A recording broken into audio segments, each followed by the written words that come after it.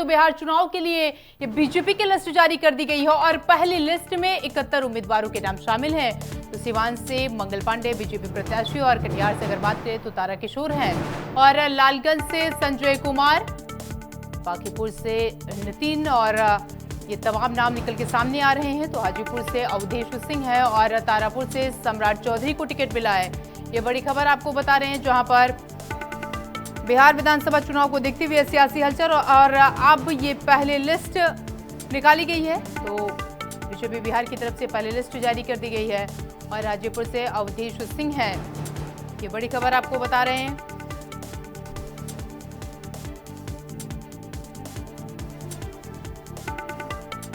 और इसी खबर पर ज्यादा जानकारी के साथ राजनीतिक विश्लेषक आलोक पांडे हमारे साथ जुड़ चुके हैं। आलोक जी, ये बीजेपी की ये पहली लिस्ट जारी कर दी गई है और कैसे किस तरीके से देखा जा सकता है?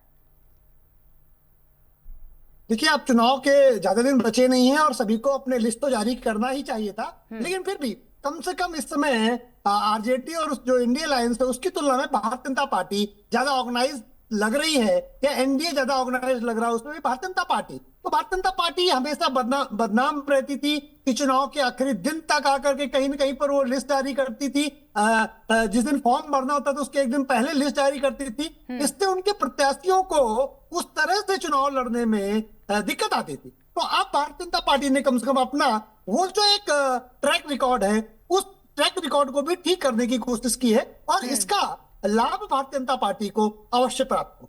आलोक जी, तमाम कयास लगाए जा रहे थे और ये कहा जा रहा था कि आखिर लिस्ट कब निकलेगी और ये जो लिस्ट निकली है इसमें महिलाओं को भी जगह दी गई। 8 से 9 महिलाएं ऐसी हैं जिनका नाम इसमें शामिल किया गया है।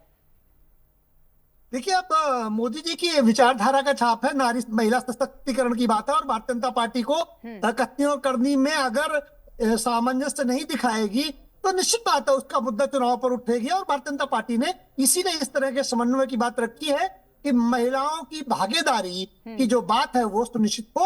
और इस बात के लिए भारतीय जनता पार्टी को भाई बधाई बनती कि कम से कम उसने महिलाओं की कुछ तो भागीदारी रखी। ठीक है, 70 में से 6, 7, 8 नाम ही है, लेकिन फिर भी कम से कम महिलाओं की भागीदारी सुनिश्चित करने की उसने एक शुरुआत अवश्य की। आलोक जी, तमाम कयास लगाए जा रहे थे, तमाम ऐसी बातें की जा रही थी कि आखिर भारतीय जनता पार्टी की तरफ से लिस्ट कब जारी किया जाएगा। और ऐसे में अगर हम बात करें बिहार की तो वहां पर पक्ष और विपक्ष को लेकर के तमाम खींचतान भी नजर आया। ऐसे में अब बीजेपी की तरफ से ये लिस्ट जारी करना और कई सारे जो है वो कयास यहाँ पर अभी भी लगाए जा रहे हैं। और दूसरी तरफ अगर हम बात करें कांग्रेस की तो कब तक ये कहा जा रहा है कि आखिर कब तक उसकी लिस्ट जारी की जाएगी, क्योंकि दोनों पार्टियां कहीं ना कहीं ये सोच रही थी कि पहले कौन लिस्ट जारी करेगा।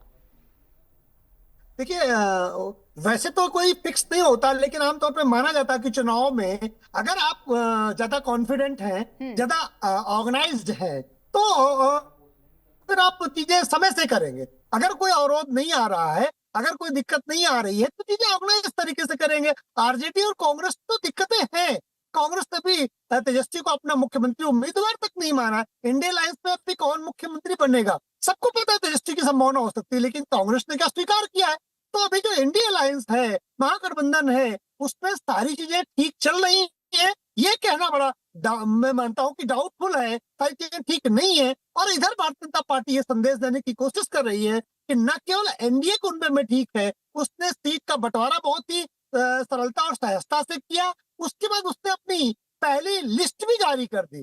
तो इससे पता चलता है कि बिहार चुनाव में एनडीए और भारतीय जनता पार्टी का आत्मविश्वास काफी बढ़ा हुआ है। उन्हें लगता है कि अगर हमें 20 साल के आगे भी सरकार एनडीए की बनानी है तो पुरानी गलतियों को छोड़ना होगा और प्रत्याशियों को मौका देना होगा जनसंवाद करने के लिए, जनता तक अपनी पहुंच बनाने के लिए। तो समय से लिस्ट जारी करने से जितने भी लोगों की अब लिस्ट जारी हुई है वो चुनाव की तैयारी में जुट जाएंगे। आलोक जी, बिल्कुल आलोक जी, यहाँ पर तमाम चीजें निकल के सामने आती है, कई सारे सवाल है, लेकिन सवाल यह है कि आज जब हमने ये देखा कि नीतीश को लेकर के, चूंकि एक तरफ नीतीश है और दूसरी तरफ अगर बात करें तो चिराग पासवान है, एक में पेच यहाँ पर फंसा हुआ है 29 सीटों को लेकर के। और ये कहा जा रहा है कि अगर आप उनको 29 सीटें दे रहे हैं तो कहीं ना कहीं कद की बात हो रही है। बीजेपी बिहार में मेरा कद जो है वो छोटा हो जाएगा, नाराजगी जताई जा रही है। ऐसे में अगर ये अब लिस्ट जारी हो रही है तो बहुत सारे यहां पर पॉइंट्स निकल के, बहुत सारे बिंदु भी निकल के सामने आ रहे हैं।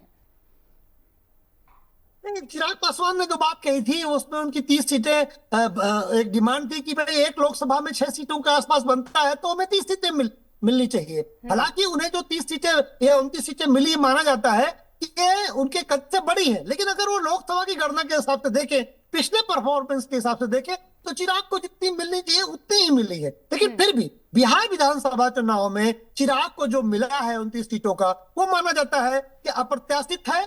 और नीतीश कुमार ने ये माना कि पिछली बार क्योंकि 135 140 सीटों पर चिराग वहीं पर अपने प्रत्याशी उतारे थे जहां जेडीयू के कैंडिडेट लड़ रहे थे, तो नीतीश को लगा कि भले 2010 सीटें एडजस्ट कर लो, लेकिन ये अगर पार्टी के अंदर रहेगा, एनडीए के साथ रहेगा, तो नुकसान कम करेगा, कम से कम कुछ बेनिफिट ही देगा।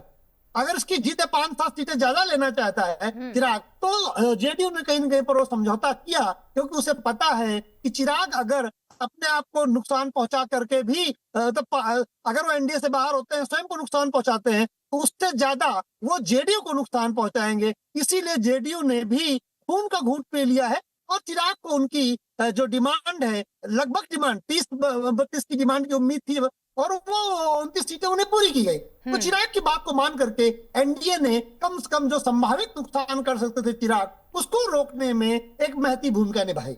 आलोक जी, यहाँ पर जैसे सिवान की आप बात करिए, कटिहार की बात करिए, या अब तमाम दिग्गजों की बात कर लीजिए, यहाँ पर तो ये निकल के सामने आता है जब तारापुर से जैसे वहां से सम्राट चौधरी को उतारा जाता है, तो एक चीज यहाँ पर एक फैक्टर निकल के आता है कि जो भारतीय जनता पार्टी है वो पूरे दमखम के साथ इस चुनावी मैदान में उतरी है, और कई सारे ऐसे लोग भी हैं, बहुत चर्चित चेहरे, जिनका वोट भी कट गया है।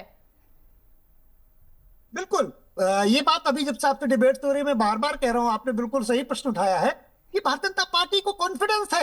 हालांकि बहुत बार भारतीय जनता पार्टी के ऊपर नहीं रहता, बहुत सीटों पर अभी देखिए आप 101 सीटें लड़नी, 70 तो उसने निकाल दी पहली लिस्ट।